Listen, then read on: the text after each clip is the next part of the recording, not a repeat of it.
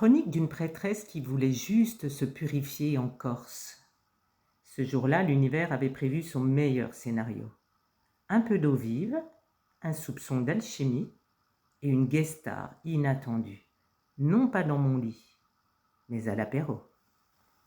Il était une fois moi, une prêtresse moderne, version chamane de luxe, guidée par les étoiles, les roses et parfois Google Maps. Ce jour-là, je me suis aventurée sur un sentier au nom aussi poétique qu'inquiétant, la forêt des émotions à Evisa en Corse. Autant te dire que mon chakra du cœur a froncé les sourcils. Mais j'y suis allée. J'ai marché, le cœur ouvert, les yeux mi-clos parce que le soleil tapait quand même, et l'intention claire. Unir le féminin et masculin sacré. Oui, madame, le gros dossier de l'humanité. Mais moi, j'ai dit allez hop, aujourd'hui, on règle ça. Et au bout du chemin, la source d'Ayton. Pas un spa, pas un jacuzzi, une vraie source sacrée, sauvage, froide, extrêmement froide. Du genre, tu veux la guérison? Ok, mais tu vas grelotter un peu. J'avoue que grelotter est un faible mot. Mais comme il paraît que c'est une source qui guérit, qui lave les blessures d'antan, j'ai plongé mes mains. Ah ouais, quand même. Et puis mon corps. Et bien sûr mes intentions, car après tout, c'est la fête de Marie-Madeleine, je mets toutes les chances de mon côté.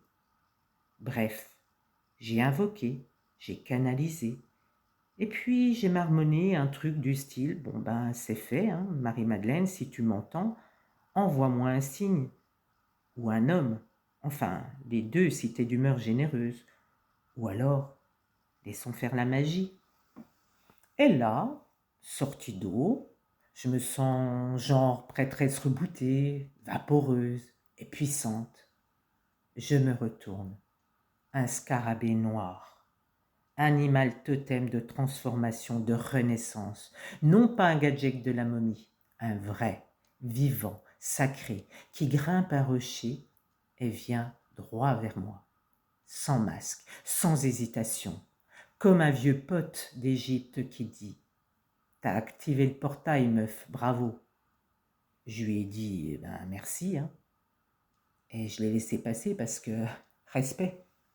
Le lendemain, je redescends de mon nuage initiatique après le soin de libération du masculin sacré, avec au programme plage, paillotes et apéro. Et là, une apparition.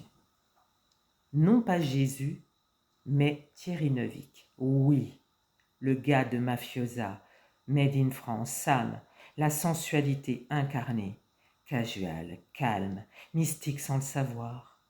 Un pilier confiant sans être dominant, mystérieux sans être fuyant, puissant mais ancré, mon archétype du masculin sacré. Le masculin sacré version acteur français, force tranquille, regard qui dit « je porte ton chaos, pas de souci ». Bref, le mec que tu manifestes dans tes rituels et que l'univers te balance en mode surprise partie, fromage rosé.